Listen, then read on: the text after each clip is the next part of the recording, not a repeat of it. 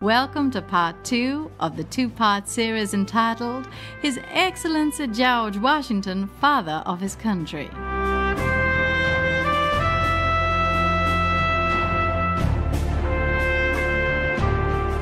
Across the United States of America, 740 schools, a dozen colleges and universities, 26 mountains, 155 towns and counties, various bridges, parks, and forts, the $1 bill, the 25-cent coin, and the nation's very first postage stamps all commemorate His Excellency George Washington.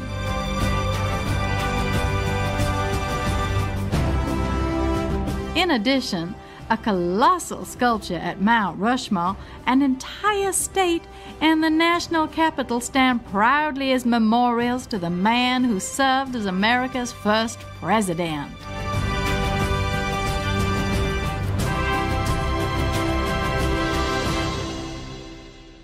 On October 19, 1781, under Commander-in-Chief George Washington's astute leadership, the Continental Army experienced a momentous victory ending years of conflict.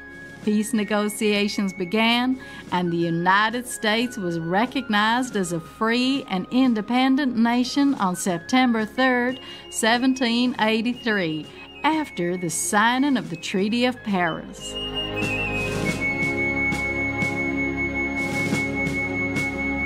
Stories abound of His Excellency George Washington's compassionate and gallant leadership. During a battle in Germantown, a suburb of Philadelphia, on October 4, 1777, his men found a terrier belonging to General Howe, leader of the opposing British Army, and suggested keeping the dog as a trophy to demoralize him. George Washington decided against the idea and took good care of the dog as if it were his own. To the surprise of all, he then declared a ceasefire to send back the dog under a flag of truce with a note written by his aide, Alexander Hamilton. The note read, "General Washington's compliments to General Howe. He does himself the pleasure to return to him a dog, which accidentally fell into his hands, and by the inscription on the collar appears to belong to General Howe."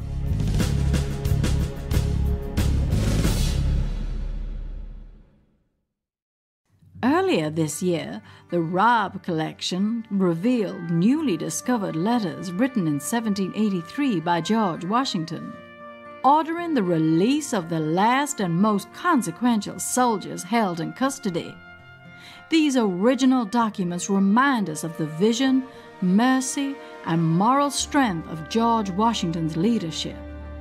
Indeed, George Washington was a man of peace and had accepted his role only to serve his nation during its critical time. On December 23, 1783, he resigned as Commander-in-Chief of the Continental Army and returned to his beloved civilian life at Mount Vernon.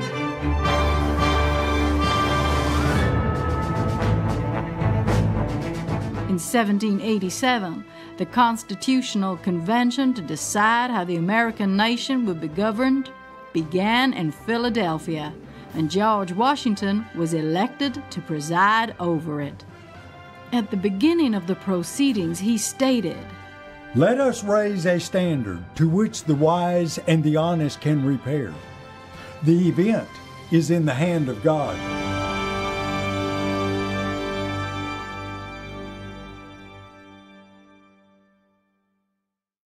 A document was finally drawn up and presented. After 4 months of intense debate, the current Constitution of the United States was finally ratified by the original 13 states: New Hampshire, Massachusetts Bay, Rhode Island, Connecticut, New York, Pennsylvania, New Jersey, Delaware, Maryland, Virginia, North Carolina, South Carolina, and Georgia. The states now had to decide who would be their new nation's first president, and George Washington was chosen unanimously, winning all 69 electoral votes. The American people knew that His Excellency George Washington did not seek power and honors, but rather sought personal integrity. He was morally opposed to excessive drinking, smoking tobacco, gambling, and profanity. He publicly encouraged people to pray. He was therefore the only man that the Americans would entrust with this new form of centralized power. His Excellency George Washington once again gave up his peaceful life in the countryside and traveled to the nation's capital, New York, to accept a new calling to serve his nation. On April 30th, 1789, the New York State Chancellor administered the very first presidential oath. George Washington was presented with the Bible, which he opened to Genesis 49. He placed his left hand on the open Bible, raised his right hand, and took the following oath.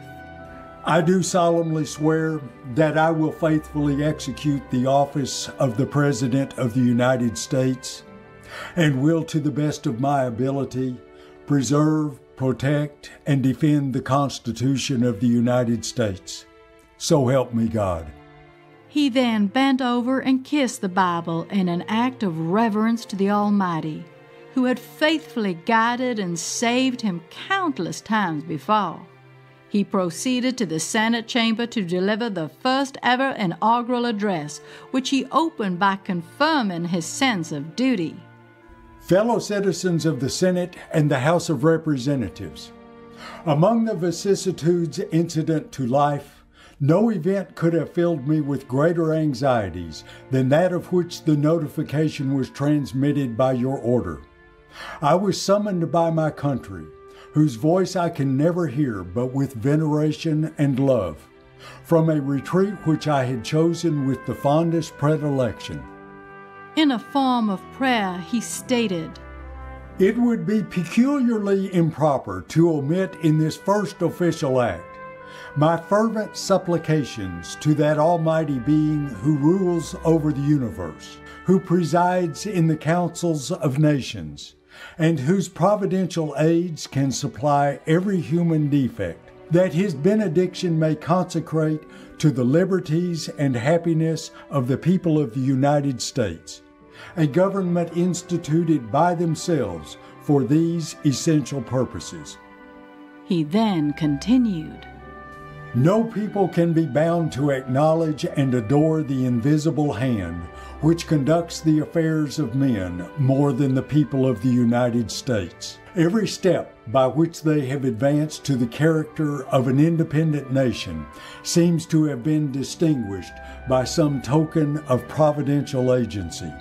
We ought to be no less persuaded that the propitious smiles of heaven can never be expected on a nation that disregards the eternal rules of order and right, which heaven itself has ordained."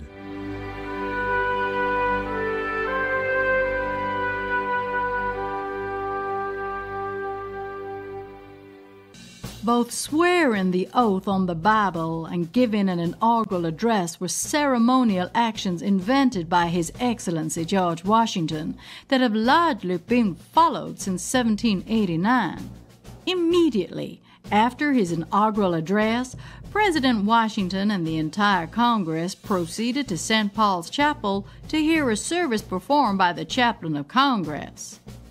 On October 3, 1789, recognizing the duty of all nations to acknowledge the providence of Almighty God, President Washington declared November 26th as a day of public thanksgiving. This later inspired His Excellency Abraham Lincoln's 1863 Thanksgiving Proclamation.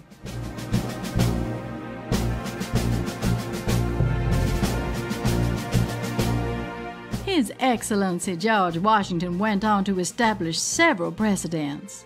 He set up the first U.S. cabinet. Perhaps the most important legislation passed during his presidency was the Bill of Rights, which guaranteed civil rights and liberties like freedom of speech, press, and religion. In the 1792 United States presidential election, His Excellency George Washington was again unanimously elected for a second term.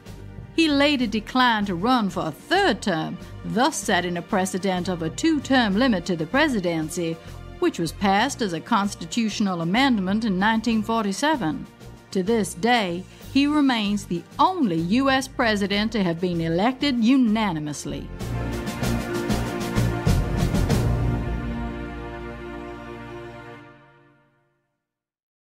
On September 19, 1796, he delivered a farewell address, which is still considered to be one of the most important documents in American history.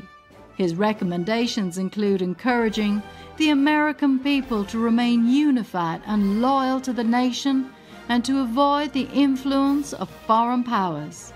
He also states, "Of all the dispositions and habits which lead to political prosperity, religion and morality are indispensable supports." In March 1797, His Excellency George Washington retired to his beloved Mount Vernon, where he passed away 2 years later.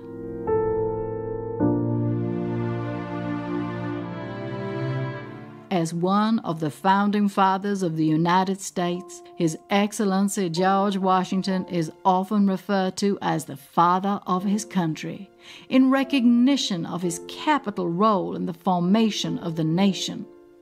The National Day of Prayer is observed every year on the first Thursday in May and holds special meaning for the American people. It is a day of remembrance of God and of the founding fathers of the United States who sought divine wisdom.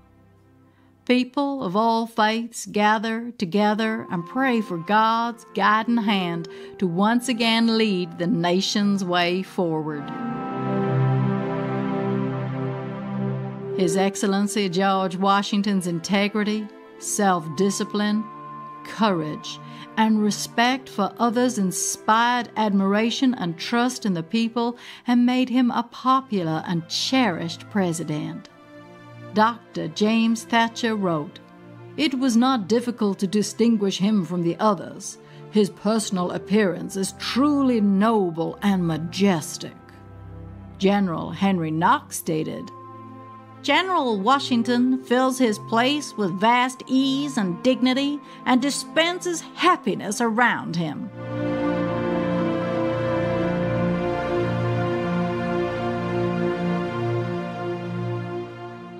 In a recent conference with Supreme Master Ching Hai, Master graciously revealed her fascinating relationship with His Excellency George Washington. We were wondering if Master has ever been a U.S. president in the past, or even one of the founding fathers? Why you keep asking this kind of question? I cannot even prove it. Yeah, I know.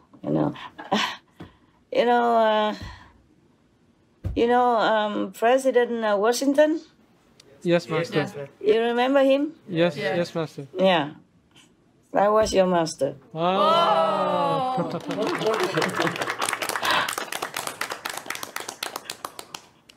Surprised you, huh?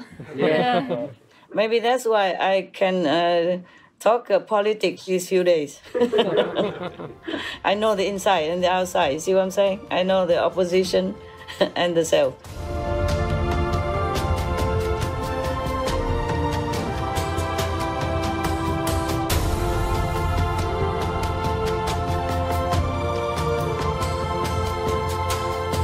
With deep awe and admiration, we are grateful for the noble legacy of His Excellency George Washington, who founded America on God's laws.